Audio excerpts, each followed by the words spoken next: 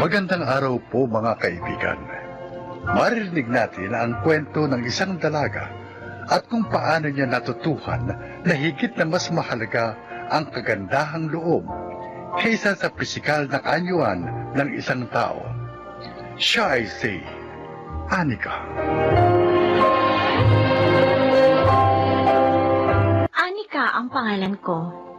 Pero ni minsan, hindi ako tinawag ng mga nakakakilala sa akin sa totoo kong pangalan. Dahil ang tawag nila sa akin ay Pango. Kaya mula nang nag-aaral pa lang ako, sinabi ko na sa sarili ko na pagdating ng panahon, magpapa-nose job ako at ipakikita ko sa kanila na higit akong maganda kaysa sa kanila.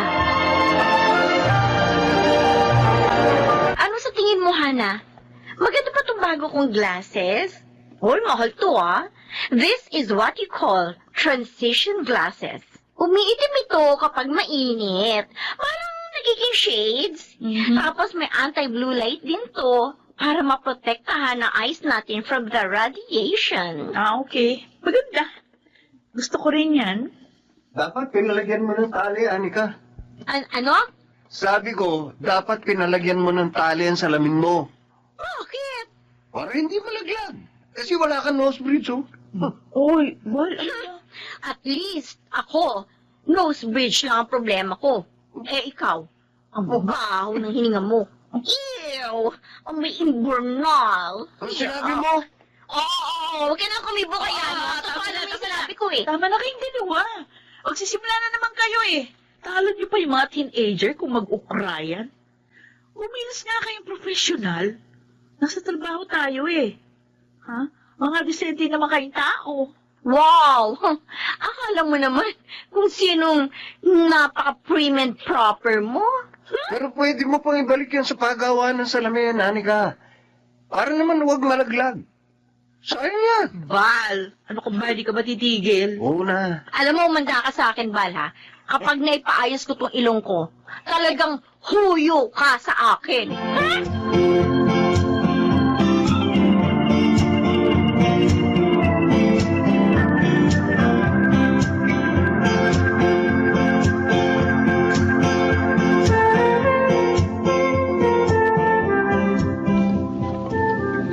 Yan! Nakapaghulog na ako sa savings account ko.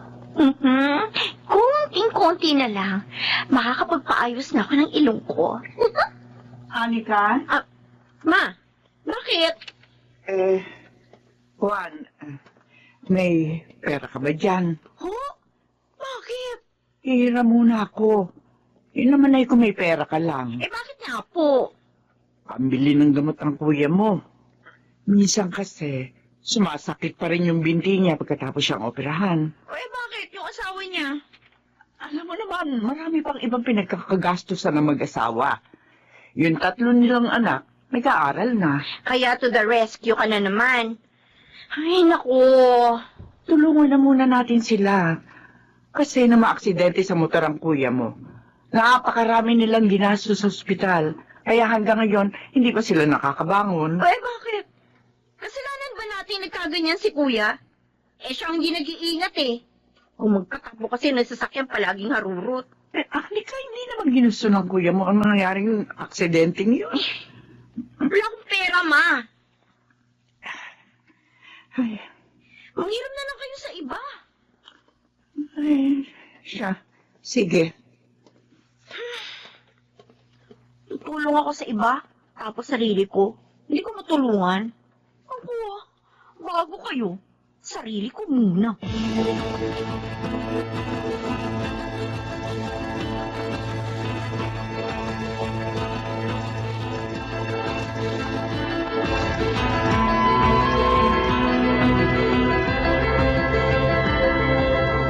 Hi, Wency! Kumusta? Magaling ka na ba? Baka naman you need more rest pa.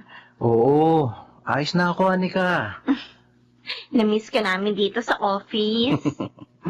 Gusto mo sabay na tayo mag-lunch mamaya? Ayos lang naman. Sabay din kami ni Bal eh. Sama ka na lang sa amin. Ay, Sige, huwag na. Huh? Kami na lang ni Hana ang kakain together. Ay, siya nga pala. Hmm. If you need help sa mga backlogs mo sa trabaho, nandito lang ako. And I'm willing to help. Sige. Salamat, Anika, ha? You're welcome in advance.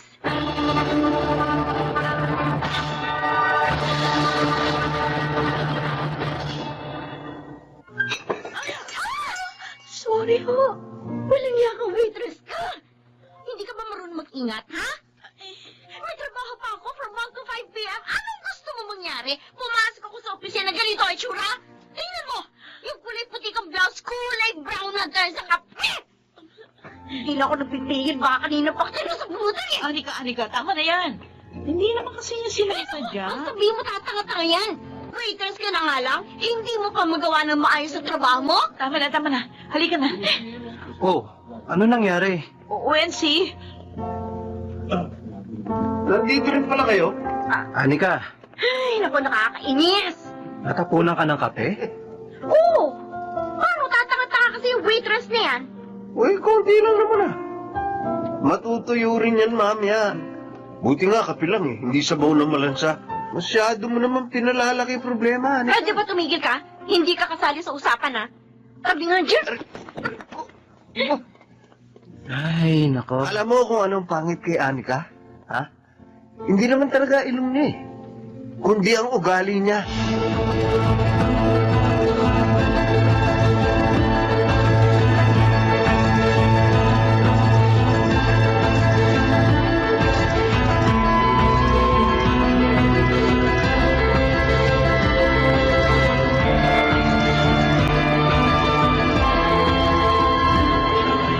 Anika, Oh, bakit kuya? Kung manghihiram ka ng pera, wala ako ipapahiram sa'yo, ha? hindi. May pakikiusap sana ako sa iyo eh. Ano yun? Magpapacheck up kasi ako bukas. Sasamahan ako ng ate mo. Total, Sabado naman, baka pwedeng ikaw munang magbantay sa mga pamangkin mo. Ayoko. Anika, Ang kukulit ng mga anak mo, kuya. At saka tiyak, ipila kayo sa klinik. Baka abutin na naman kayo ng hapon. Rest day ko bukas. At gusto ko mag-rest. Ayoko ma-stress. Ako na lang, Renel. Ayan naman pala ang Wonder Lola eh. Maiwan na kita, kuya. May lakad pa ako. Ronel, ma, pagpasensyahan mo ng kapatid mo, ha? mula nung bata pa siya, hindi na nagbago si Anika. Kapag ayaw niya, ayaw niya. Kapag gusto niya, gusto niya. Ewan ko ba kung bakit ganyan siya? Parang wala man lang malasakit sa ibang tao. Siguro ho dahil sa mga pangungutyang naranasan niya noon. Bata pa lang, tampulan na siya ng tukso. Madalas tinatawag siyang ampon kasi ibang mukha niya sa amin eh. Naging manhid siya para protektahan ang sarili niya sa mga masasakit na salitang sinasabi ng ibang tao sa kanya. Pero nawala naman siya ng pagpapahalaga sa mga taong tanggap siya. Kahit sino man siya at anuman ang kanyang itsura.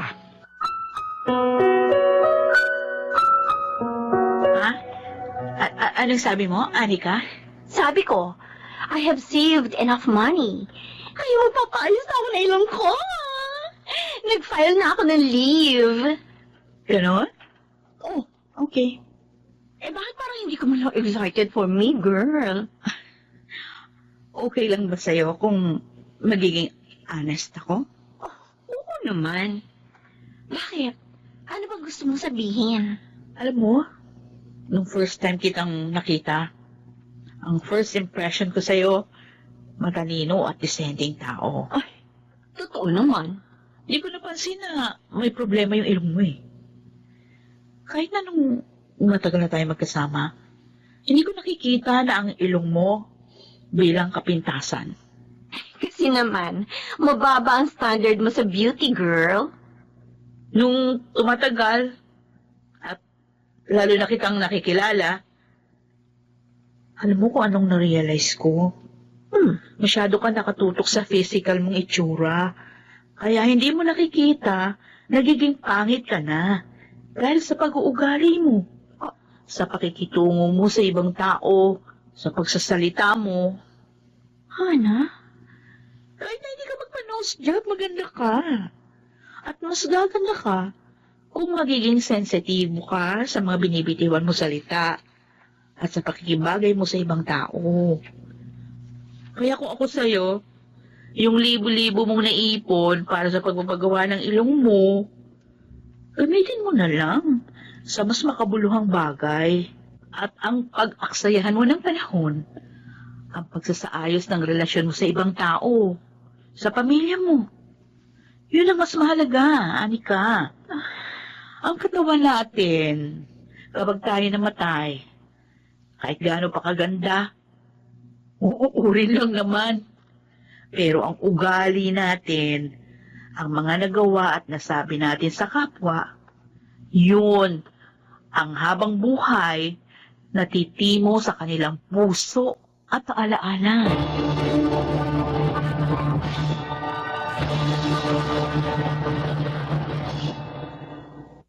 Oh, Anika.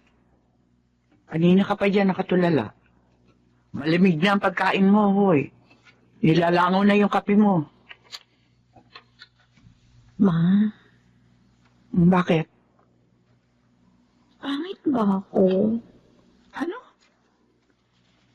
Sabi ng mga kaklase ko noon, ang pangit-pangit ko raw. Kaya wala ako ibang pangarap noon, kundi kung maging maganda. Walang ina magsasabing pangit ang kanyang anak. Para sa amin, ang lahat ng sanggol na aming iniluwal ay maganda. Dahil biyaya sila ng Panginoon. Pangit ba ugali ko, Ma? Anika, Kung ang ugali ko ang pagbabasehan, magiging proud ba kayo sa akin? Hindi nyo na kailangan sumagot. Buntong hininga mo pa lang, alam ko na ang ibig niyong sabihin. anak, ito lang ang tatandaan mo. Mahal at tanggap ka namin ng mga kapatid mo. Lalo na ng Kuya Ronel mo. Mahalaga ka sa amin, Anika.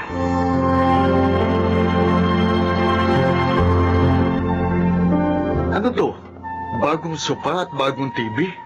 Ayos ba, Kuya? Akala ko sa ibang bahay ako nakapasok eh. Gula-gulanit na yung sofa natin, kaya sabi ko, mas mabuti pa, bumili na ng bago. Ayos. Makakapanood na ako ng basketball. Matagal na palang sira yung TV natin eh. Hindi kayo nagsasabi sa akin. Plano sana naming maghahati ni Mama para makabili eh.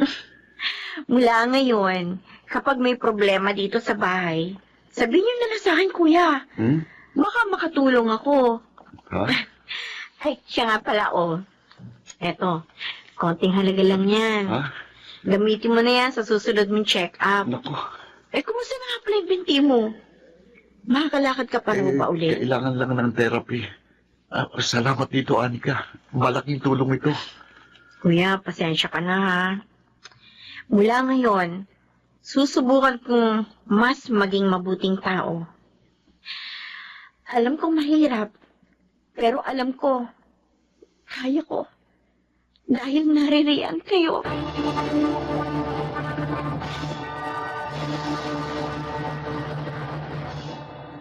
Hindi bigla ang pagbabago ang nangyari. Dahan-dahan, paunti-unti. Hanggang sa mas naging aware na ako sa ugali ko at sa perception ng ibang tao sa akin. From selfish, sinusubukan ko na ngayon maging selfless. Tama si Hana. Hindi ang panglabas na kaanyuan ang problema ko, kundi ang aking pag-uugali. Ang itsura natin, maaaring maremedyohan, pero kapag hinayaan natin maging masama tayong tao, mahirap nang magbago, unless sisikapin mo talagang magbago. Ako po si Anika, at ito ang aking buhay. Ang tunay na kagandahan ay nakikita sa kung gaano kabusilak ang puso ng isang tao. Pakarigsigan na, Susan Robles, Rosana Villegas, James Quaton, Phil Cruz, Lionel Benamin, at Chiquit del Carmen Amor sa papel na Anika. Naglapat ng angkop na tunog Jelly Mutia, sa musika Buboy Salonga, Supervisyong Teknikal, Eric Lucero at Bong Puyar. Sumulat ng ating kasaysayan, Rita Labanon. Sa direksyon, June Martin Legaspi at Maynard Landicho Jr. Ito ang aking buhay.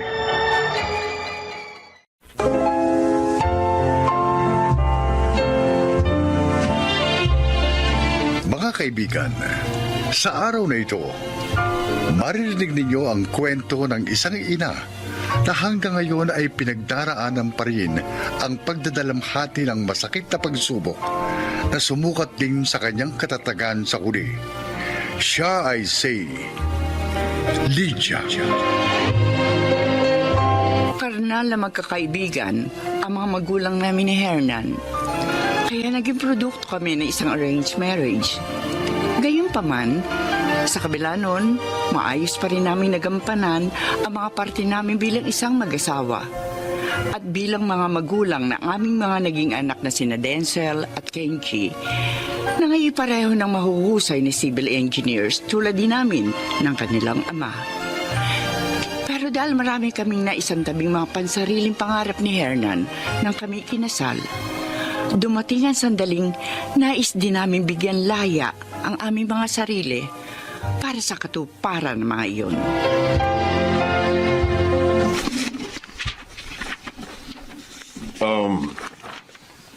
Pwede ba kitang maabala sa pagre-review mo sa mga plano ng susunod niyong proyekto, Lydia? Oo naman, Hernan. Ang totoo, pinapasadahan ko lang ulit yung mga papeles na pinapacheck sa akin ng kumpanya. Teka.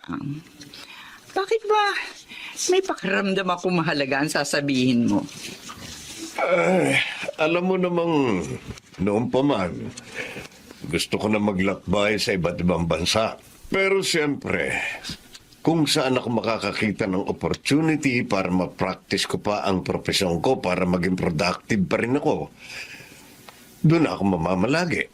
Sure, Hernan. Karapatan mo yun.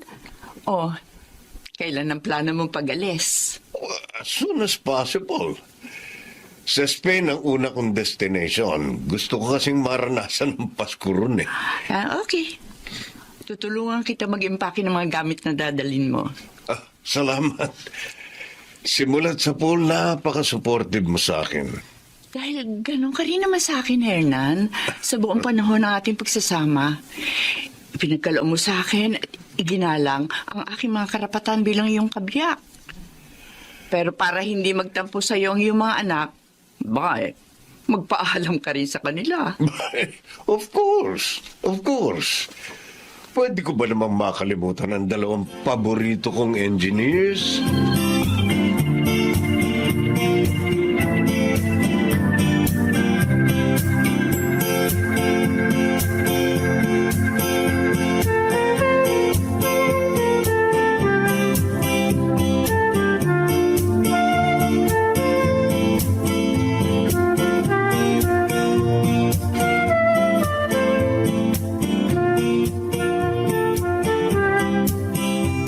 Maganda nga kasi ang naging pagsusunuran nilang mag-asawa simulat sa pool.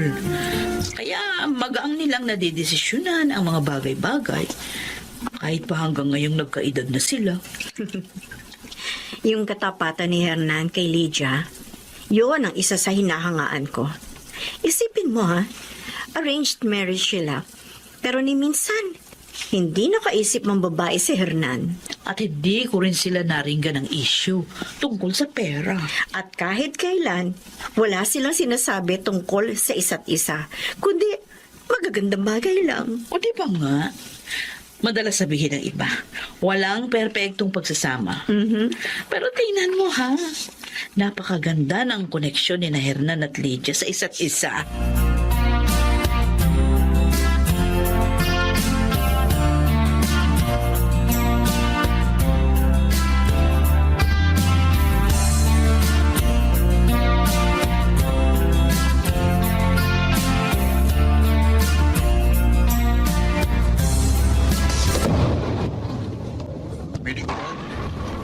Huling laro na pala natin ng bowling to. Aalis ka na sa Makalawa. So, hindi pala namin kayo makakasama sa Pasko, Dad. Oh, kayo naman. Sa tandaan niyong yan, ilang Pasko na ba tayo magkakasama? Payakap nga, Dad. Kasi nga, kapag nasa malayo ka na, hindi na kita mayayakap. At hindi mo na rin ako mayayakap. Kuya, Eh, pwede pa. Wala namang mga ganyang salita. Para ka namamaalam na eh. o why? Hindi ba pagpapaalam naman talaga ang pagkikita natin ito? Dahil aalis nga si Daddy. Ewan ko sa'yo. Lahat dinadaan mo sa biro. Para sabihin ko sa'yo, sa buong buhay natin bilang magkakapatid, ayoko yung pagbibiro mo ngayon. Eh, Tsaka na nga. Hey, Kenji. Anak, hindi pa tayo tapos magbanding ng kuya mo. Halika rito.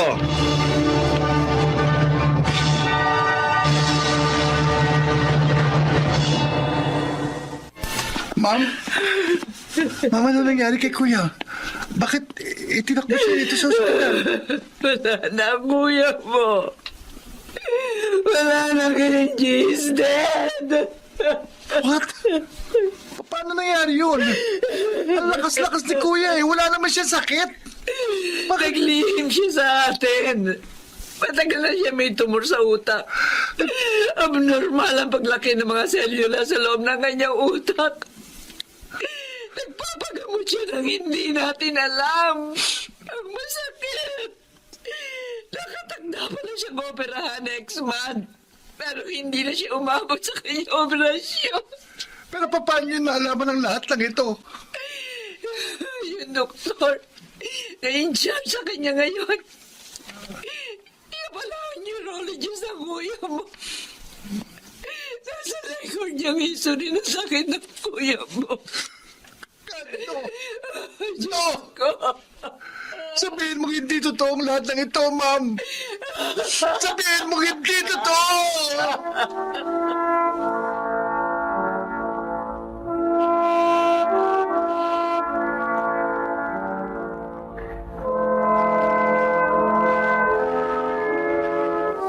I'm sorry. Wala ako riyan sa mga panahong kailangan niyo ko. Nailagak na namin ang mga abonitensels sa kolumbarium. Pero ang iniisip ko naman ngayon, si Kenji. Oh, what about Kenji? Positive si Kenji sa T-cell lymphoma. What? Anong klaseng sakit yun? Isang uri ng cancer na inaatake ang lymph nodes. Lalo na kapag may infeksyon ng pasyente. Ang masakit na rare form pa ng T-cell lymphoma at tumama sa ating anak. Oh, God!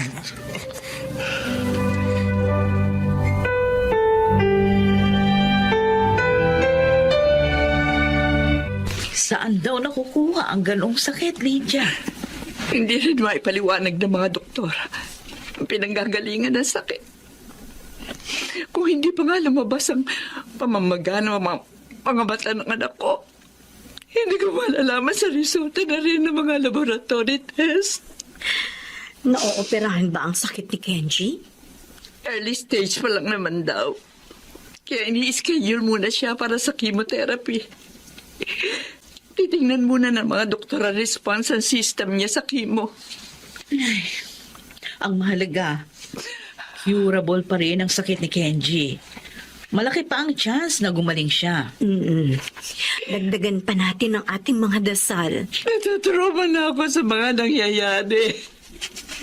Bakit ang mga anak ko pa? Bakit hindi na lang ako? Lydia, minsan may mga tanong tayo na hindi natin maintindihan. Pero lahat may dahilan. Naiyak kami mag-ina na malaman ang findings niya. Bakit pinagdadaanan namin ang ganito?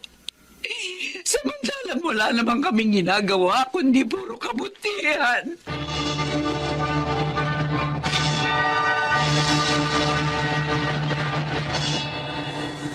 Paging Dr. Rosario, please proceed to the emergency room right now. Hindi pa ho pa ako lalabas ng ospital. Emergency room right now. Okay? Mataas. At Pabalik-balik pa rin ang lagnat mo. Nainip na ako dito. Gusto ko nang pumasok sa trabaho. Kaya tambak na sa office desk ko ang mga didesign kong transportation projects. May mga laboratory test pa tayo nahihintayin ng mga resulta. Ano sasabihin ng doktor? Kailangan natin sumunod. Ma'am, mamamatay din ba ako? Kaya ni Kuya. Huwag. Huwag mo sabihin yan. Magkaiba kayo ng sakit ng kuya mo. Gagaling ka pa. Basta lahat ng medication, susundin natin. Lahat ng posibleng paraan. Hihilingin natin sa mga doktor.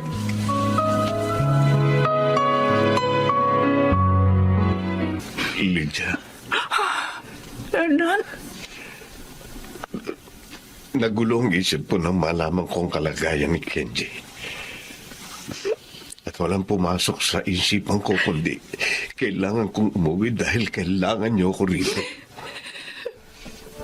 Maaari nga lang. Napigilan ang mga nangyayari, Hernan. Kailangan natin tanggaping may mga sitwasyong tulad niyan na hindi natin makokontrol. Araw-araw. Wala pa sa pagkamatay ni Denzel at sa pagkakasakit ngayon ni Kenji. Nakatuon ako sa mga bagay na may magagawa pa tayo. Lalo na ang pag-usal ng mga panalangin sa nasa itaas.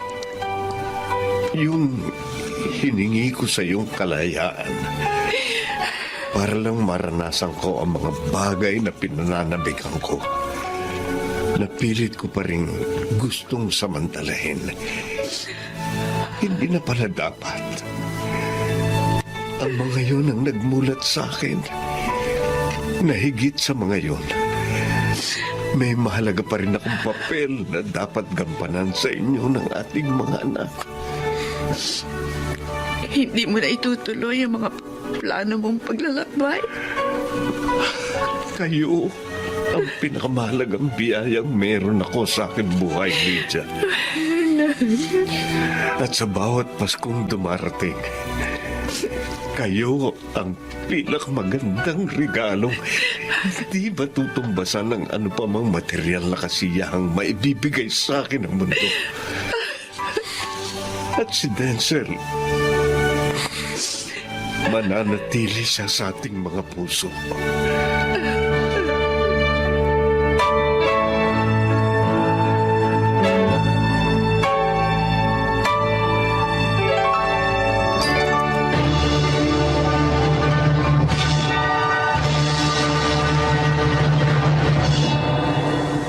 Masakit mawala ng anak. Lalo pat nakasama mo na ito na matagal sa loob ng maraming taon. Pero ano nga ba magagawa natin sa mga sitwasyong hindi naman natin makokontrol? Sabi nga, may dahilan ng lahat. Tulad din ng magandang dahilan na ipinagkaloob pa rin na may kapal upang makapiling pa rin namin si Kenji na hanggang sa ngayon ay nagpapatuloy pa rin sa kanyang chemotherapy. At sa mga pagitan namin ni Hernan, ang katapatan pa rin sa isa't isa ang palagi at palagi nagbubuklod sa aming mga puso. Ako po si Lydia. At ito po ang aking buhay. Napakahalaga ng pagtanaw ng tao sa pag-asa dahil ito ang magdidikta sa kanyang mga pagkilos. At kung bakit sa kabila ng madilim na kasalukuyan, ay naniniwala pa rin tayong magkakaroon ng liwanag ang hinaharap sa bawat yugto ng ating mga buhay. Mga nagsiganap, Rosana Villegas, Chiquit del Carmen Amor, Lionel Benjamin, Phil Cruz, Bobby Cruz, at Susan Robles sa papel na Lydia. Naglapat ng angkop na tunog Jenny Mutia. Sa musika Boboy Salonga. Supervisyong teknikal Bong Muyar at Eric Lucero. Creative Consultant Phil Cruz. Production Assistant Anching Cruz.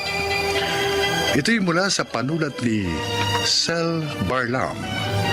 Sa direksyon Salvador M. Royales. Ito ang aking buhay.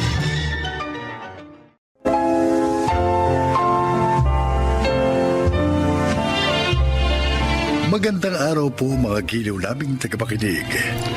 Isa na namang kasaysayan na kapupulutan ng aral sa buhay ang inyong maririnig ngayon. Ito ay ang kasaysayan ni Ason.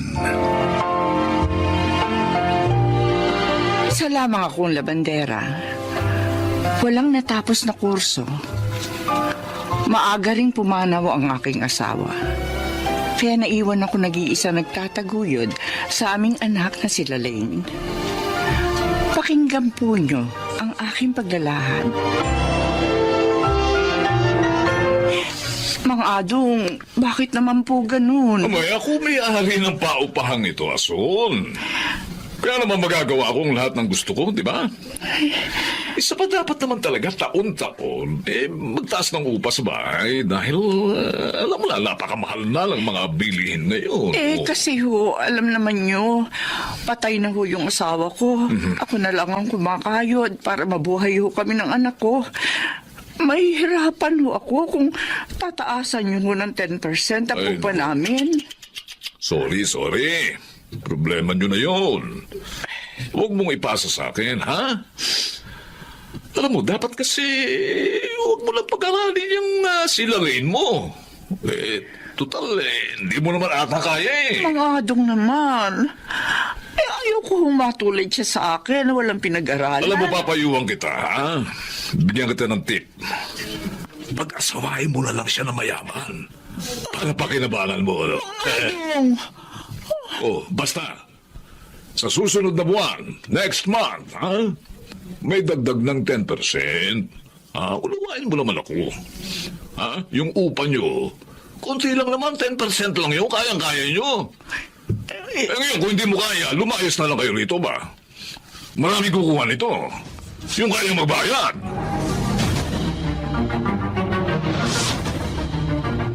Nay, bakit hindi pa po kayo natutulog? Hating gabi na po Maaga pa kayo maglalabada. sige na anak. Mauna ka na. Si Mang Adong po bang iniisip ninyo? Yung mga sinabi niya kanina?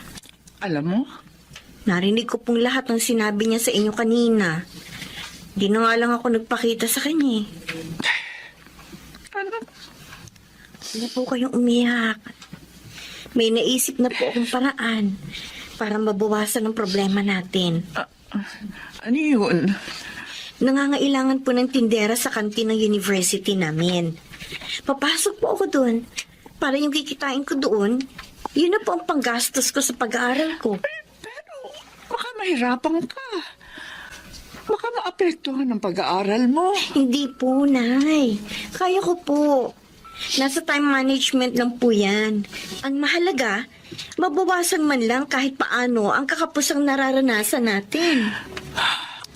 Kung buhay lang ang tatay mo, may makakatulong ako. Pero wala na po si Itay. Kaya tayong dalawa na lang po ang magtutulungan.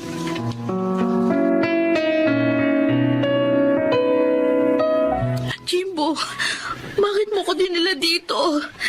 Ang tanga mo naman pala, Jessica. Alam namang maglalaro lang tayo dito. Maawa ka sa akin. Huwag mong ituloy ang iniisip mo. Ang tagal kong hinintay ang pagkakataong to, Jessica. Na madadala kita dito sa bakating bahay namin. At sa wakas, nangyari din. Palayain mo na ako. Pakiusap. Hindi kita isusumbong sa mga pulis. Ano ko, tanga? Nasa akin ang pagkakataon para maging akin ka. Pakakawalan ko pa ba? Jimbo! Ha? Natural, hindi mo. Bitiwan mo ako! Ayoko! ka nang magpamigil. Wala ka naman magagawa eh. Sabi ng bitiwan mo ako! Kinalmot mo ako sa mukha. Ito ba? Walang niya ako. Para mo ng awa. Tanggapin mo nang hindi kita mahal. Walang niya akong babae ka. Sa lahat ng ayaw ko, yung sinasaktan ako ng babae. Ano ko? Isang suntok lang pala sa sikmura ang katapat mo eh. Ngayon, wala ka ng malay.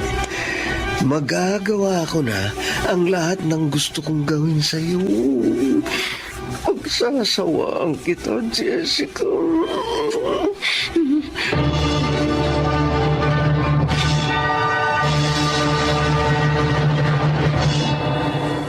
Tinawagan ko ng lahat ng mga kaibigan at kaklase niyo.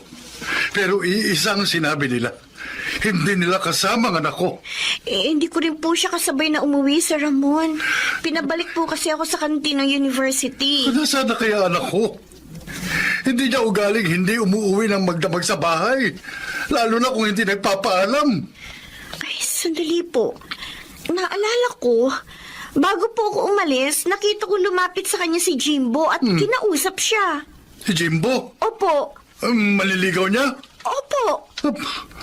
Baka itinanay niya si Jessica ko. Hindi naman po niya nobyo si Jimbo. Binasted pa nga niya yun eh. Dahil mayabang. Kung gano'n, nasaan na ang anak ko? Nasaan na si Jessica?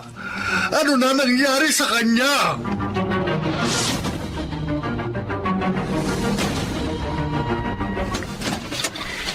Good morning, Aling Ason. Ay, good morning din, Jimbo. Meron ka bang kailangan? May pinasasabi ba ang papa mo? Wala ho, wala. Gusto ko lang sanang magpalabas sa inyo eh. Umalis na kasi last week yung labandera namin. Ay, oo, sige, sige. Oh, mabuti nga, may dagdag kita ako eh. Salamat ho. Konti lang naman ho ito eh. Ito po sa lalagyan. Ah, sige. Dadaling ko na lamang sa inyo mamaya, ha? Naku, huwag na ho. Mapapagod pa kayo. Ako na lang ang kukuha dito sa inyo. Tsaka, eto nga po pala ang bayad ko. 1,000? Sa inyo na ho lahat yan. Pero sana po, huwag niyo sabihin kay Papa, ha? Na nagpalaba ako sa inyo. Ha?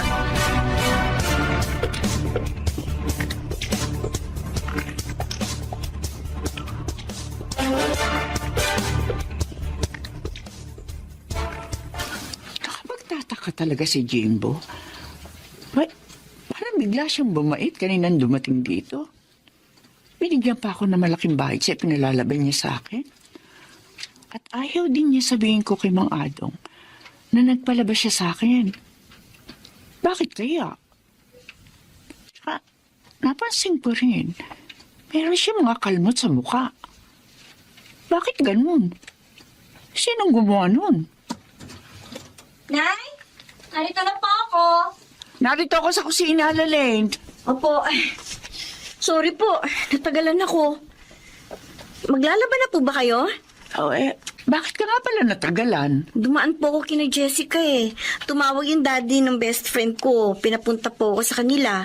Daddy ni Jessica? Opo. O, bakit ka pinapunta ron? Kasi Nay, nawawala po si Jessica. Ano? Kukwento ko na lang po sa inyo ang lahat habang naglalaba. Tayo na po. O, sige, mabuti pa nga.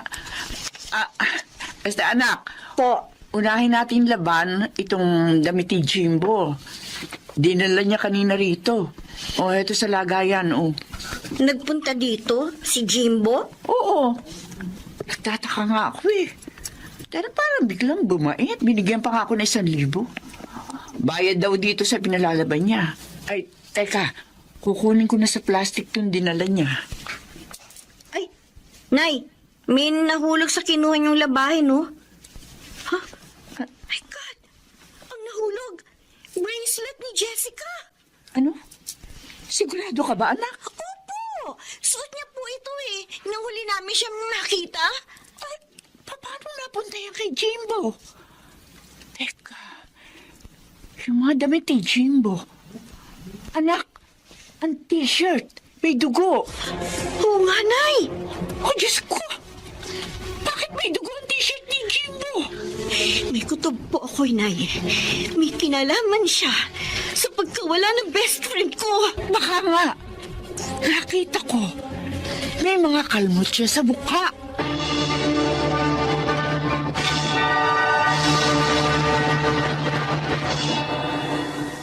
Hindi! Hindi ako sasama sa Ano inyo! kailangan nyo sa anak ko? Bakit siya inuuli? May reklamo sa inyong anak, mister. Ano? Kaya iniimbitahan namin siya sa presinto. Ano? Nakuha ko sa damit niya ang bracelet ng dalagang nawawala at natagpo ang patay sa bakanting bahay niyo. Ano? Pa, Jimbo? patulungan Totoo ba ito? Tulungan niyo ako pa. Huwag niyo silang payagang isama ako. Ayoko makulong. Jimbo, totoo ba ang sinasabi nila? Papa, Sumama ka na lang ng maayos para hindi na tayo magkagulo pa dito. Mamang pulis, Oh. sandali lang. Baka pwede nating pag-usapan ito. Mabait naman itong anak ko Oh, sige, sir. Pero doon tayo mag-uusap sa presinto namin.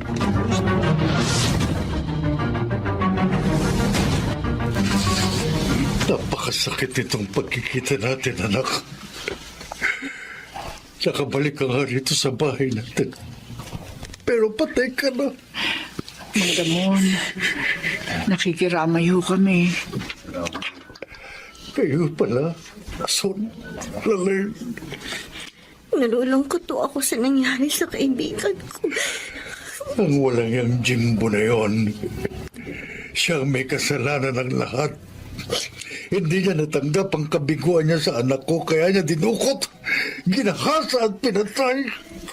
Pero, paano po napunta sa bulsa ng pantalon niya ang bracelet na suot ni Jessica? Ayon sa pag-aamin niya sa mga pulis, kinuha niya yun kay Jessica. At hindi niya namalayang nailagay niya sa bulsa niya. Kaya pala. At yung mga kalmot niya, marahil, kalmot yun ni Jessica na manlaban sa kanya. Tama ka, Son. At nang mapatay niya sa saksak ang aking anak, naisip niyang palaban sa iyo ang damit niya upang maitago sa kanyang mga magulang ang ginawa niyang krimen. Kawawa naman ang kaibigan ko. Alamot na lamang sa Diyos dahil nakita niyo mga katibayan sa krimen na yun. Ang inaalala ko ho ngayon ay si Mang Adong. Malamang ho, nagalit yun. Dahil sa pagtestigo namin laban kay Jimbo.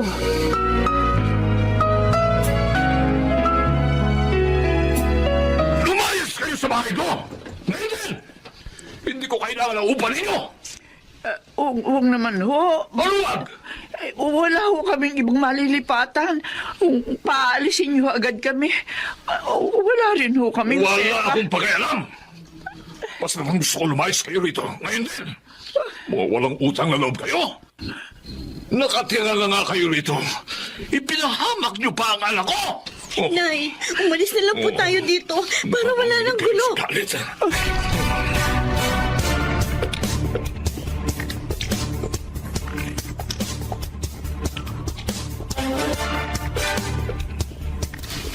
Mang Ramon, kayo ho pala. Nalaman kong ginawa sa inyo ni Adong. Galit na galit ho siya. Kaya umalis na lang kami. At nakituloy muna po dito sa kapitbahay namin habang wala pa ho kami magagamit para sa bagong malilipatan. Kaya nga gusto ko kayong alukin na sa bahay na tumira. Ho? Sa amin ka na magtatrabaho, Ason. At kami na ng aking asawa ang magpapaaral kay Lalaine.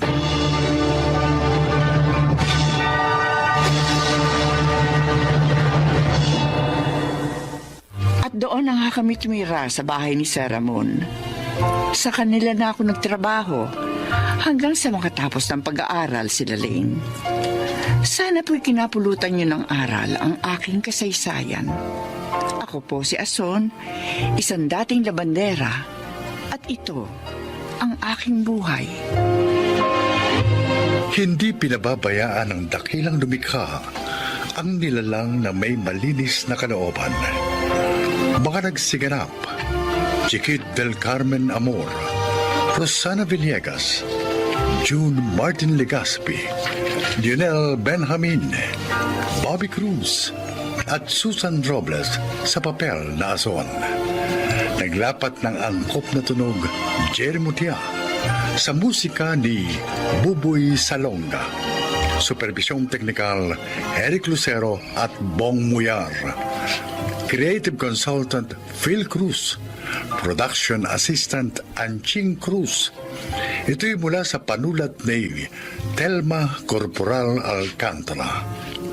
Sa direksyon, Salvador M. Royanes. Ito ang aking buhay.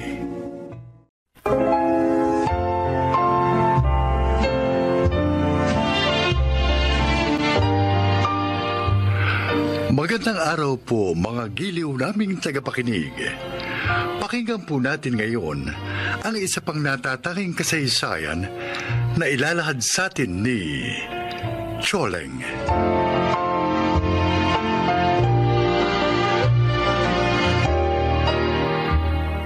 Hindi madali ang maging natay. Nanay at tatay sa 3 anak na lalaki. At itong nadama ko nang pumanaw ang aking asawa. Pakinggan po niyo ang aking paglalahad.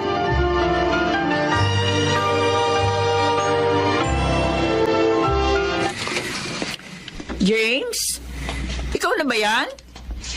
Nay, may kasama po ako. Oh, sino yan? Ako po si Edith, Nanay Choleng. Nanay Choleng? Asawa ko na po siya, Nay. Nagpakasal na po kami sa West. Nag-asawa ka nang hindi mo man lang pinapaalam sa akin? Pasensya na kayo. Buntis na si Edith. En layo nitong atin doon sa Maynila eh. Kaya ang ginawa namin, nagpakasal na kami bago pumarito. At magkakaanak na pala kayo? Opo, Nanay. Magkakaapo na po kayo. Ay, Diyos. Ang problema, Nay, wala po akong trabaho ngayon. Natapos na po ang kontrata ko sa pinapasukan ko, kaya naisip ko, dito na muna po kami. Sige. Sige, dumito kayo. At dito ka na rin sa probinsya natin maghanap ng trabaho.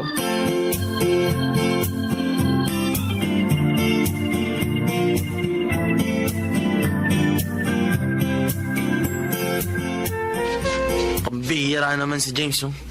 Hindi na nga nakatulong dito. Nagdala pa ng dagdag palamunin. Oh, nagsalita, nakakatulong. Hoy, Mark, kahit nagbibisyo ako, pera ko naman ang ginagamit ko. Kita ko yun sa pamamasada ng tricycle. Oo, pero mali pa rin yun, George. Dahil ikasisira ng buhay mo ang bisyo mo. Nay, gusto ko lang naman maging happy. Ang hirap yatang mamasada ng tricycle maghapon. Kaya tama lang na mag-relax naman ako. Masama sa katawan ng droga, anak. Masama sa utak. Nay naman eh. Kunti lang naman ang binabata ko. Tama si Inay, Kuya George. Saka paano kung mahuli kayo ng mga pulis? Eh di kulong ka. Hoy, ikaw huwag ka nang sumali sa pagsisermon sa akin ni Inay. Suntukin kita dyan eh. Ikaw lang naman inaalala ko, Kuya eh. Ano ba kayo? Pero kung ayaw mo, di okay. Nay, pengi naman ng 100 oh. Eh basketball kami ng tropa ko ngayon eh. Siyempre, kailangan ko ng baon. Ang galing mo, Manermon. Eh, pabigat ka rin kay Inay. Pwede ba tumigil na nga kayo? Mas matutuwa ako kung lahat kayo magbabago at magkakaroon ng direksyon ng buhay.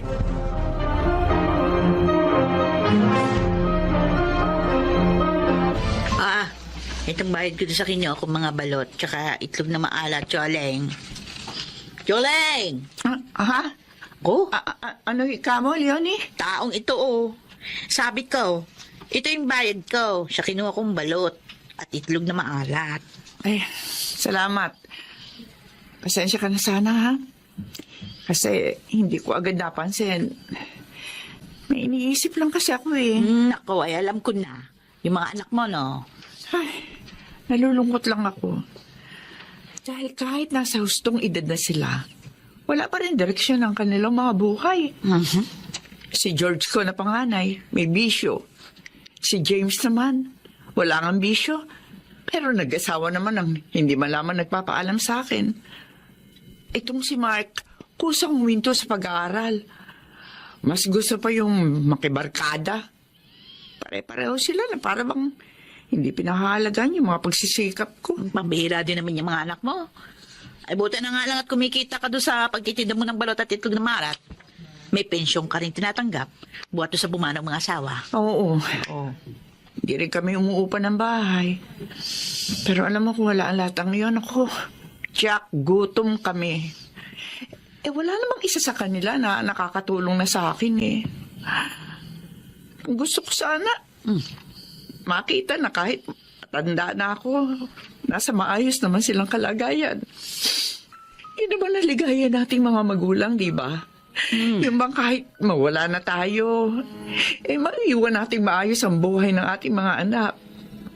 Kaso, kailan pa kaya mangyayari yun sa mga anak ko, Leonie? Huwag ka mawala ng pag-asa, Jolene. Ay, sabi nga, habang may buhay ang tao, may pag-asa. Kaya huwag may suko yung mga anak mo. Patuloy kang tumalangin para sa kanila. Tandaan mo, walang imposible sa kanya.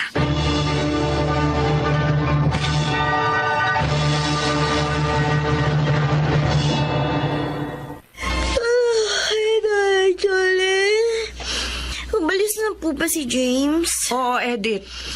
Hindi ka na nga niya ginising. Pupuntahan daw niya yung ina-applyan niyang trabaho. Sana naman matanggap na siya. Sana nga. At pag may trabaho na si James, sikapin niyo makaipon. Para sa panganganak mo. Wala, sige, kumain ka na. Nakaluto na ako ng agahan. Oo. Nay, maglalaba po ba kayo ngayon? Ay, oo. Marami-rami na rin tumadamit kong labahin eh. Pakilaban na rin po yung mga damit namin. Masama po kasi yung pakiramdam ko eh.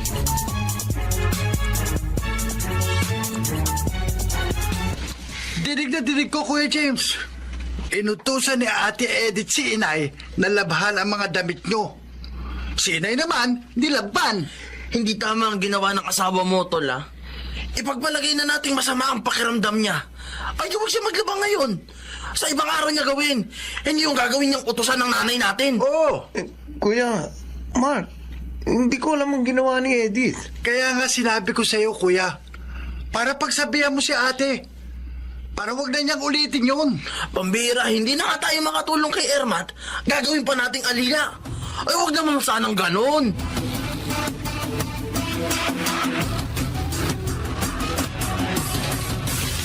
Hindi tama yun, Edith. Masama nga ang pakiramdam ko. Hindi maglaba ka pag ayos na ang pakiramdam mo. Hindi yung ipalalaba mo kay ina yung mga damit natin. Pinahiya mo ako sa mga kapatid ko eh. Pasensya ka na. Hindi na mauulit. Ano pala yung magandang balita mo? Natanggap na ako sa trabaho. Ha? At bukas, magsisimula na ako. Ay, salamat naman. Sa sweldo ko, simulan na natin ang pag-iipon. Ayoko naman na lagi na lang tayong umasa kay inay. Lalo na ngayong magkakaanak na tayo.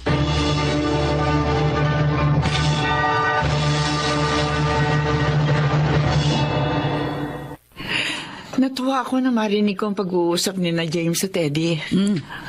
Doon ko nadama, may pagpapahalaga rin pala sa akin ang aking mga anak. Mga rin hindi lang nila maipakita sa iyo yung pagpapalaga.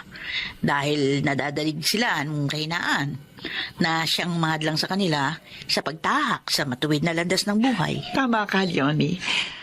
Kaya sisikapin kong alalayan ang aking mga anak para mapagtagumpayan nilang iwan ang kanilang mga kahinaan. Nay! Nay! Nay! Mark! Nay! Oh, Nay! nandito ako sa kusina! Nay! Nay! Nay! Nay! Si Kuya George po! Bakit? Ano nangyari sa kuya mo? Hinuli po ng mga pulis! Ha? Oo!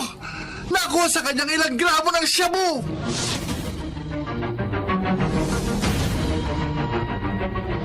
George! Anak ko! Inay, patawad po. hindi ako nakinig sa inyo. Kahit narito ako ngayon sa kulungan. Parang hindi ko makakaya makita ka nakakulong dito. Nadudurog ang puso ko, anak. Patawad po. Ang laki ko na, pero binigyan ko pa kayo ng problema at sama ng loob.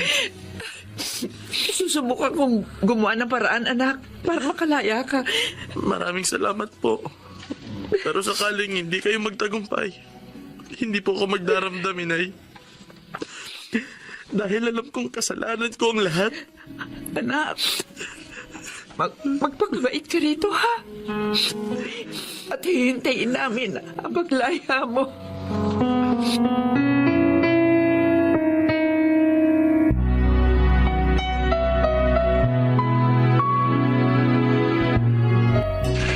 Nay, may pasalubong po ako sa inyo. Ang paborito niyong pansit. Eto, may kasama rin po itong mainit na pandesal. Abay, himala! Oh, ano ba okasyon? Wala namang merong birthday. Gusto ko po, sabay-sabay tayong magmerienda ni na Kuya James at Ate Edith. Bakit nga, Mark? Ano ba meron? Nay, pumasa ako sa scholarship test ng isang vocational school dito sa atin. Ibig sabihin? Opo, Nay. Mag-aaral na uli ako. At wala po kayong gagastusin. Libre po ang matrikula ko doon. Diyos ko, salamat naman.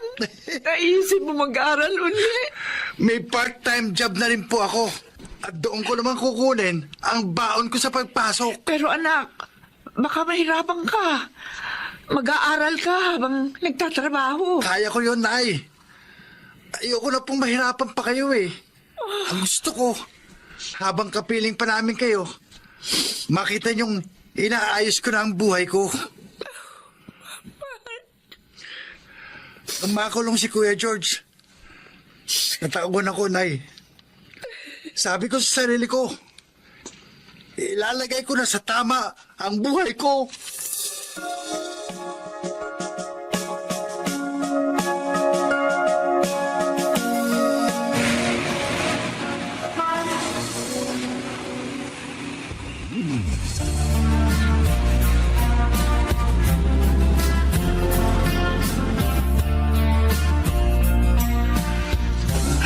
Happy birthday to you. Maraming salamat, James. Happy Mark. birthday, Nay. Happy birthday po, Nay. Salamat. Nay, nagpaluto po ako ng spaghetti. Ako naman po, cake. Si Eddie po ang gumawa ng juice. At ito po ang pagsasaluhan natin ngayong birthday nyo. Salamat, mga anak. Pero isa na lang ang kulang ngayong birthday ko. Ang Kuya George niyo. Tagal na rin siya nakakulong, pero hindi pa rin nakakalaya. Mas masaya sana kung narito ang kuya niyo. Narito na rin po ako, Inay. Oh, Diyos ko! Happy birthday po. George! Kuya, George, anak! Ay, kong... Nakalaya na po ako, Inay. At ngayon, handa nang magbagong buhay.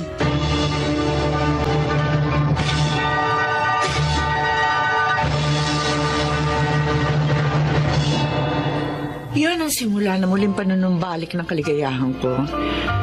Dahil muli ko nakapiling ang aking mga anak. Mahirap man ang maging isang ina at ama, hindi ko yung pinagsisisihan. Dahil ngayon, nadarama ko na ang kahalagahan ko sa aking mga anak. At nasa maayos na rin silang kalagayan. Ako si Choleng, at ito ang aking buhay. Mga nagsiganap, Angelo Alcantara, Lionel Benjamin, Bobby Cruz, Chiquit del Carmen Amor, Rosana Villegas, at Susan Robles sa papel na Choleng. Naglapat ng angkop na tunog, Jerry Mutia. Sa musika ni Boboy Salonga. Supervisyong teknikal nila Eric Lucero at Bong Boyar. Creative Consultant Phil Cruz. Production Assistant Anching Cruz. Ito'y mula sa panulat ni Telma Corporal Alcantara. Sa direksyon, Salvador M. Royales. Ito ang aking buhay.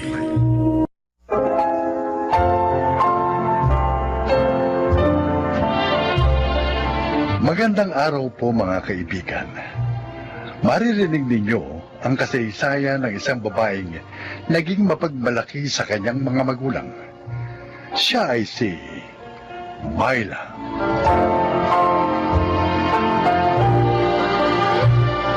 Napakabait ng aking mga magulang.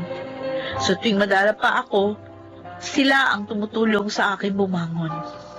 Hindi kasi ako nakikinig sa kanila, kaya madalas akong magkamali. Handa na ang hapunan, Myla. O tayo na kumain. Wala na kayo, Nay. Wala akong gana. O at bakit wala kang gana?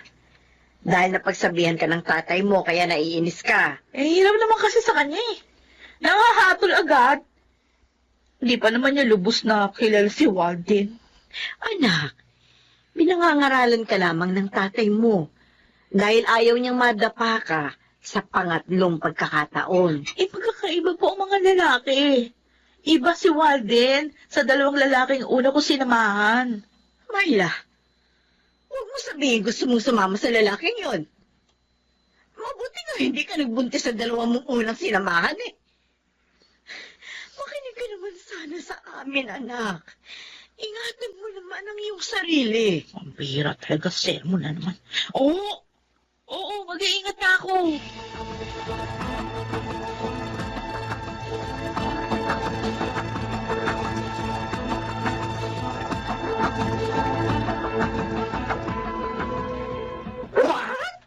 Dito ka susunduin ng jowa mo? Eh, bakit detach? Para hindi ako masermonan ni na inay at itay. Sige na naman, Rico. Oo, pumayag ka na. Rika is my name, ano? Kasin kita, pero hanggang ngayon, hindi mo pa rin knows ang gusto kong tawag mo sa akin. Oo nga pala, Rika. O sige na, pumayag ka na. Umiiwas lang naman ako makagalitan sa bahay eh. Kasi nabibingin na ako sa kanila. Ikaw talaga. Alam mo, nagmamalasakit lang sa'yo sina Chong at Chang. Dahil twice ka nang nagkamali. Twice ka pang nakipag-live-in and then, bigo ka pa rin. O hindi na mangyayari uli yun. Sure ka? Oo naman. Dahil mayaman si Walden. At mahal na mahal ako. Kung ganun, balak mo nang makisama sa lalaking yun. Eh, paano naman sila Chanelia at si Joming? O di bahala sila. Kaya naman nila eh. At bahala na rin ako sa buhay ko.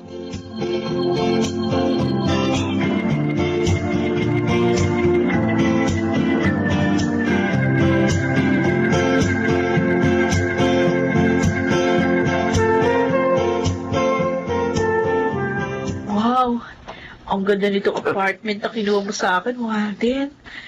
Lalo na itong kwarto natin. Eh, siyempre, hindi kita ititira sa pangit na lugar. Patay na patay yata ako sa iyo. Talaga. Naman. Totoo yan, ah. Oo.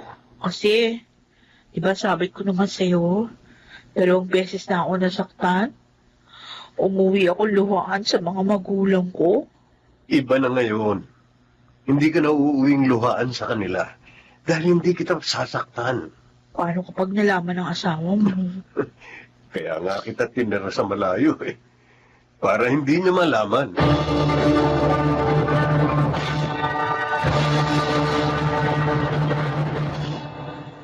O ano, Rika? May balita ka na ba tungkol sa iyong pinsan? Wala pa rin ho, Chanelia. At hindi pa naman po siya tumatawag sa akin. Kung batang yun talaga. Ilang beses nang nabigo, mapusok pa rin. At kapag wala pa pangaralan eh, nagagalit pa. Tinawagan niyo na po ba siya? Oo. Pero hindi na makontak yung number niya eh. Naku! Baka nagpalit siya ng SIM card. Talagang iniiwasan niya tayong lahat. Ang inaalala ko, baka mas grabe ang mangyari sa kanya ngayon kaysa noong mga nakaraan niyang pakikipag-live-in. Chong, sana, huwag naman po. Kung sakaling mangyari yun, wala na tayo magagawa. Siya ang naghanap ng kanyang kapalaran.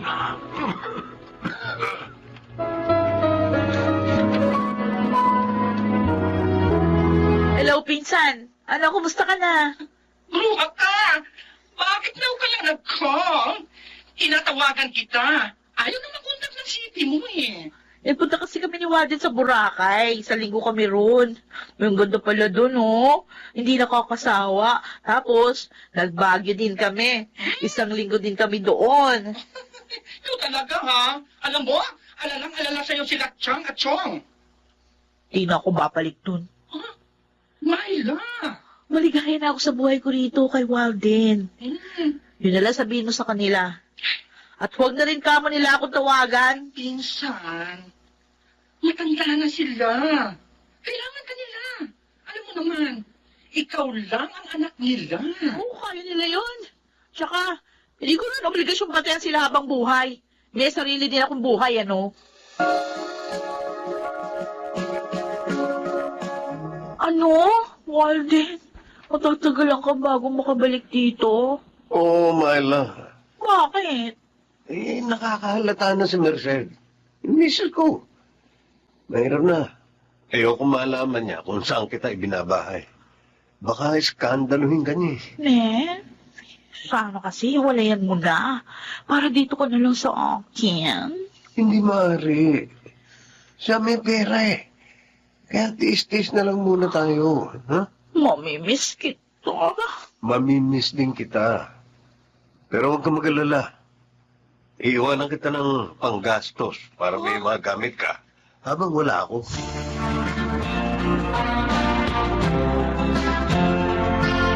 Chanelia, may sakit ko pala si Chong. Oo, Rico. Nirarayuma siya. Hindi nga makatayo eh.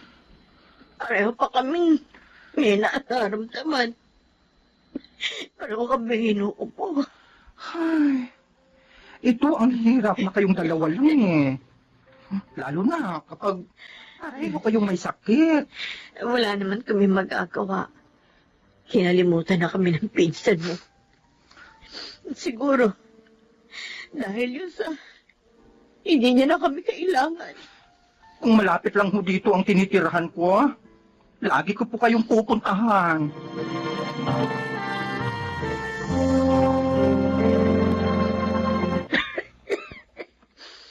Ang usok naman.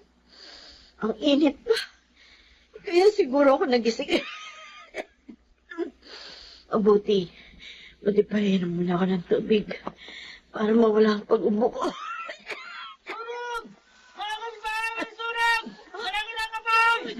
Ay, apoy daw. Masilip ka. Natayo ako dito. Rico, ang salala mo na. Jobing! Jobing! Jobing! Tulong! Jobing! Pagpausok. Kailangan makalabas tayo dito. Tumayo. Kailangan makalabas tayo dito. Naklolo! Tulungan niyo kami!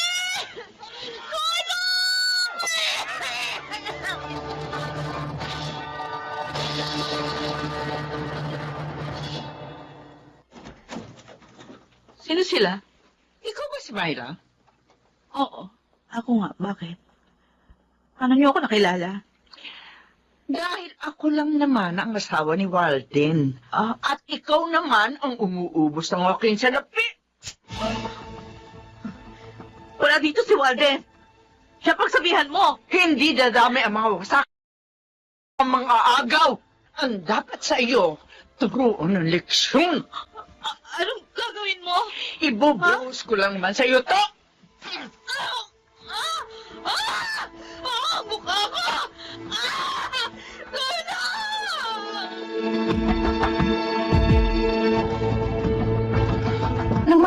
ang tawag ng doktor na pinakiusapan mo, nagpunta agad ako dito sa ospital. Rika, pangit na ako. Dahil sa binuhos na asido sa akin ng asawa ni Walden. Nilalambot ako sa sinapit mo, pinsan. Pero pasalamat ka pa rin. Dahil buhay ka pa. At hindi ka napulag. Wala na ako ngayon may pagmamalaki. Wala na. Sana pala noon pa, hinawalayan ko na si Walden. Ay, yun talagang hirap eh. Laging nasa huli ang pagsisisi.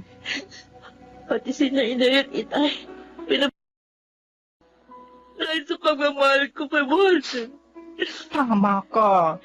Minsan, kumusta na sila? Gusto kong humingi ng tawad sa kanila. Magpagaling ka ha.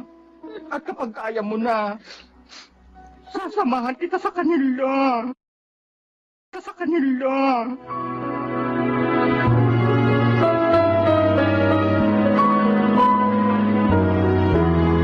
Bakit dito tayo sa sementeryo nagpunta? Sino pupuntahan natin dito?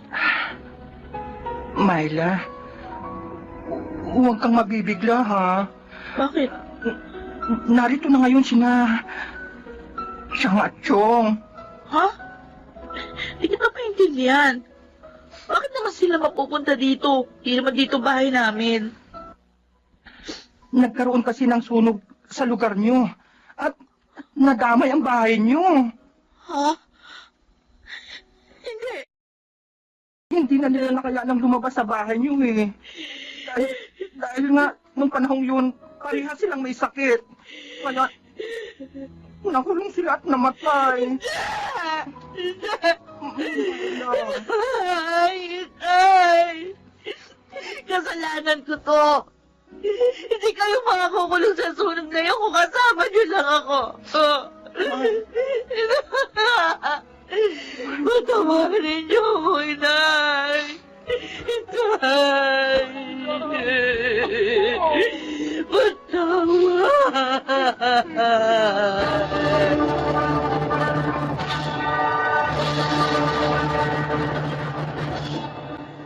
Halos maglupasay ako ng mga sandaling yun. Ngunit alam ko, lumuha man ako ng dugo, hindi na maibabalik pa. Ang buhay ni Nainay at Itay, ang aking mga magulang, na laging umaalalay sa akin sa tuwing ako'y madarapa. Ngayon, mag-isa kong binabaka ang lungkot ng pag-iisa. Ako po si Myla. At ito ang aking buhay. Hindi matutumbasan ang pagmamahal at pagmamalasakit ng mga magulang. Kaya sana ito ay matutuhang pahalagahan ng kanilang mga anak. Mga nagsiganap, si Kit del Carmen Amor, John Legaspi, Phil Cruz, Susan Robles, Yunel Benamin at Rosana Villegas sa papel na Myla. Naglapat ng angkop na tunog Jerry Mutia, sa musika Buboy Salonga, supervisyong teknikal Eric Lucero at Bong Villar, creative consultant Phil Cruz, production assistant Anching Cruz. Ito'y mula sa panulat ni Telma Corporal Alcantara, sa direksyon June Martin Legaspi at Maynard Landicho Jr. Ito ang aking buhay.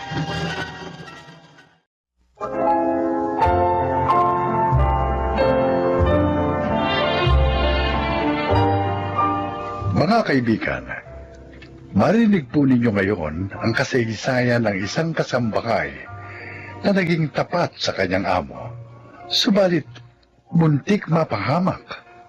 Siya ay si Daleng.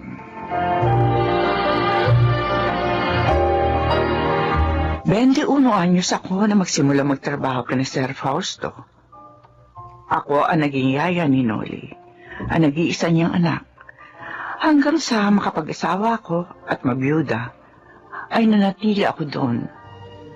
Mabait naman sila pareho ni Ma'am at maayos magpasahod. Kaya lang,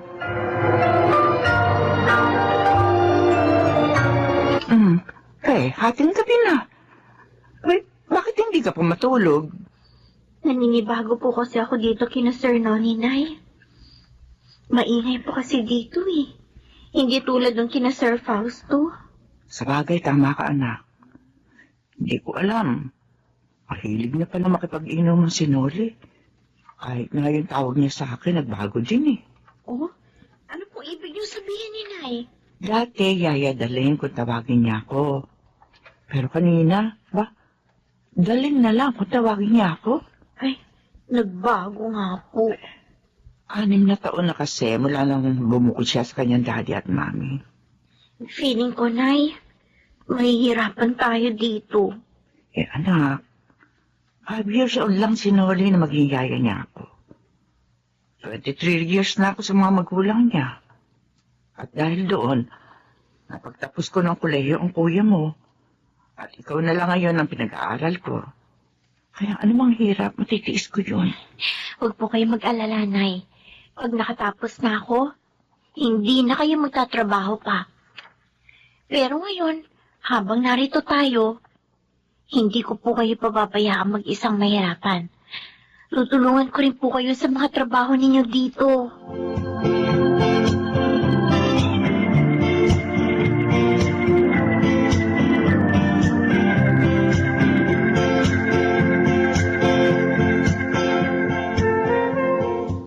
Oh, kumain ka na, Noli. Luto ni Aling Daling ito. Masarap pala siya magluto. Masarap talaga siya magluto, Lulu. Kaso, wala akong gana kumain. Oo nga pala. Busog ka nga pala sa batak. Yung bibig mo. Marinig ka ni Daling. Pag nalaman ni Daling na bumabatak ako, di ako magsusumbong yung kay Daddy. Sip-sip niyan sa parents ko eh.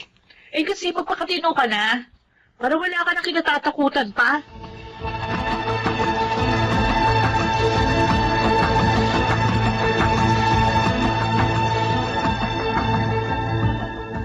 Bad trip ako dito kay Daling.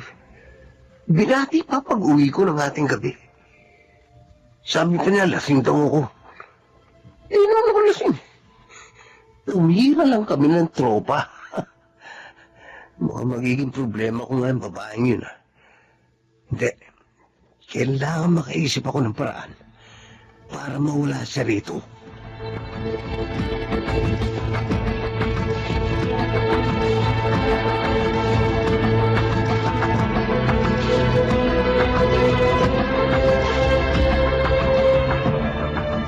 Kitang-kita ko po, Nay. Humihit-hit ng drugs si Sir Noli habang nasa garden siya. Diyos ko, bata yun. Bakit siya nagkaganon? Siguro po, influensya na rin ng barkada. Nay, alam po kaya yun ni Sir Fausto? Malamang hindi. Dahil ko alam nilang nagdadrug si Noli. Hindi nila tayo ibibigay sa kanya. Noong araw kasi, hiningi ako na isang pinsan ni Sir. Pero hindi niya ako binigay doon dahil nagdodroga daw yun. Kung sasabihin niyo kay Sir Fausto yung natuklasan ko, paano naman kung i-deny niya? At kayo pa ang siraan kay Sir Fausto. Di kayo pa ang lalabas na masama. Hindi muna tayo magsasalita, anak. Kailangan ako ang makahuli sa kanya.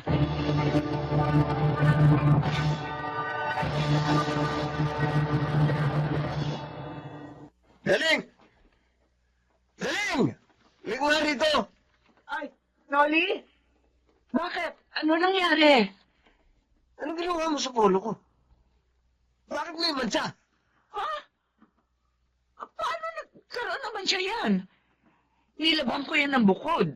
Maingat ko rin siya isinampay. Ano maingat? Ito nga may mansa.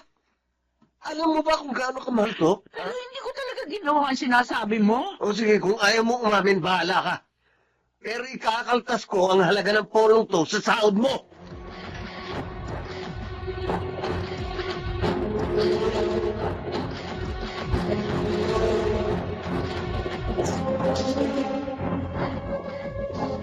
Nay, bakit kayo malungkot? Kalahati lang kasi yung sinahod ko. Dahil nga inawas ni Noli dito yung halaga ng polo niya na minansyahan ko raw. Sobra naman si Sir Noli. Nay, kung umalis na lang kaya tayo dito. Ha? Kasi halos araw-araw napupuyat kayo. Dahil kayong nag-aasikaso kapag nagiinuman si na Sir Noli.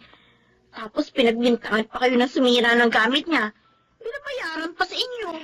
Pero anak, mahirap maghanap ng amo.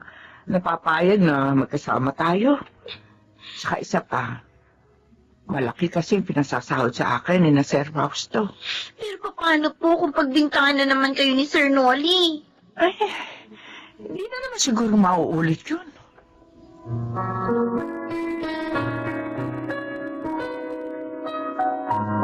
Kumusta naman sa bahay ko, Dareng? Nagiinuman pa ba si Noli? Ay, Juan. Opo, sir eh.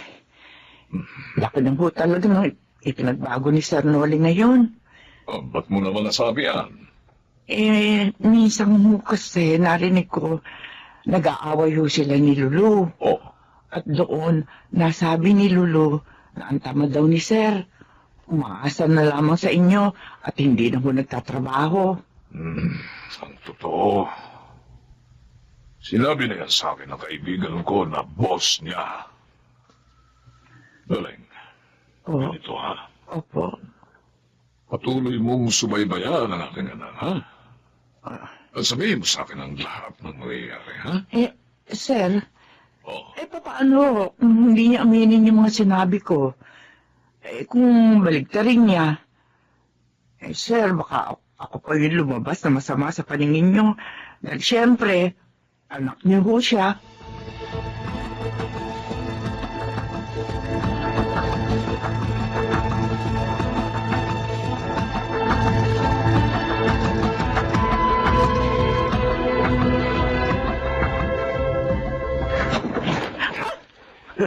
Sir, Diyos ko, bakit niyo biglang binuksan ang pinto?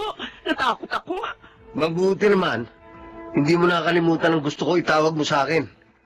Hindi yung si Daddy lang tinatawag mo, sir. Anong ginawa mo sa kwarto namin? Ha? Ba't nawala ang lotion namin ni Lulu? Sir, hindi ko kinukuha yun. Hindi ko ugali manguha ng hindi ho sa akin. Daling, 3 lang tayo rito. Dahil tilagbakasyon mo sa probinsya ni Jose. Sino kukuha ng lotion namin? Hindi ako magnanakaw, sir. Mahigit 20 taon na ako naninilbihan sa inyo kahit minsan walang naibintang sa akin ganyan ng mga magulang niyo. Ang mahal nun. Sir, hindi ko nga po talaga kinuha. Alam ng Diyos yan. Umalis ka na rito. Sir Noli. Ayaw na kitang kasama. Lumayas ka na!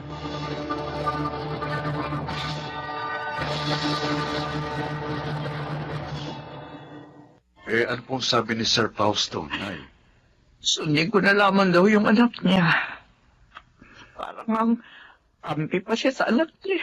Kahit mali naman si Noli. Malamang po, Nay. Siniraan kayo ni Noli sa daddy niya. Ang ikinasasakit na loob ko, Nestor,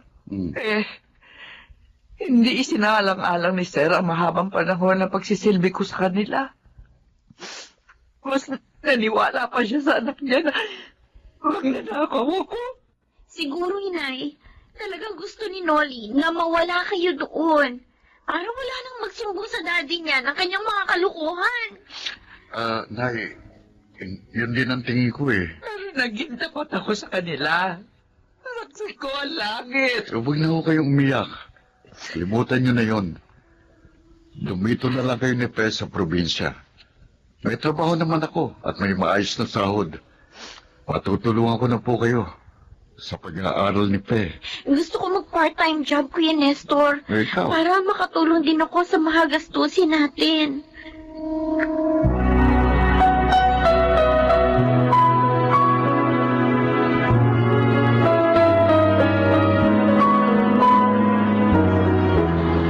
Gaga ka! Ay! Aray! Aray! Oh! Bakit ka mananulog to? Sino may sabi siyang itapon mo sa buko? Ha? Sino? Sino? Aray!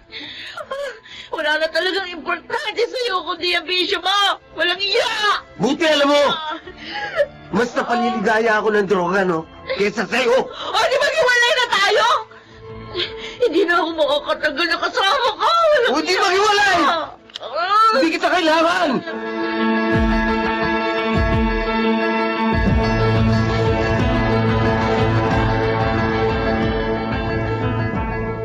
Ay! Sir Fausto! Kumusta ka na, Daleng? Ay, ayos naman ho, sir. Nagtitinda ho ako ng almusal at merienda sa harap nitong bahay namin. Ang panganay ko naman, may maayos na akong trabaho. At ang bunso ko naman, nag-working student ho. Patawarin mo sana ako, ha? Dahil hindi ako naging makatwiran ng maalisin ka ni Dolly.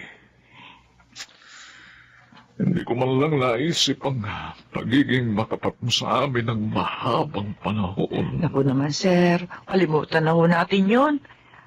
Ay, kumusta na nga ho pala sila ni Lulu? Bumalik na si Lulu sa mga magulang niya. Ho? At si Noli naman, nasa rehabilitation center. At baka makulong siya pagkatapos niyang gumaling. Diyos ko. Dahil sa kapitbahay niyang muntik na niyang mapatay. Yun na nga ang naging bunga ng pagdadrugs niya. Tama ka. Galing, Sir? wala na kaming kasama ng ma'am mo. Maaari kayang bumalik kang muli sa amin.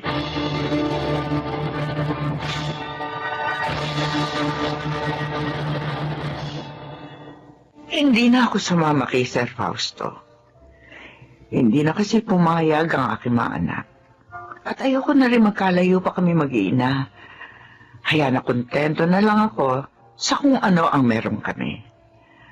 Ngayon ay tapos na sa kolehiyo ang aking bunso. At mas nakaluluwag na ang aming kalagayan. Ako po si Daleng. At ito ang aking buhay. Malaki ang kayamanan ng taong tapat. Hindi man sa lupa, naroon naman sa langit. Mga nagsiganap, si Kid Del Carmen Amor, Phil Cruz, Junel Benamin, Rosana Villegas, Jun Legaspi, at Susan Robles sa papel na Daleng. Naglapat ng angkop na tunog Jerry Mutia, sa musika Buboy Salonga, supervisyong teknikal Eric Lucero at Bong Muyar. Creative Consultant Phil Cruz, Production Assistant Anching Cruz. Ito'y mula sa panulat ni Telma Corporal Alcantara. Sa direksyon, June Martin Legaspi at Maynard Landicho Jr. Ito ang aking buhay.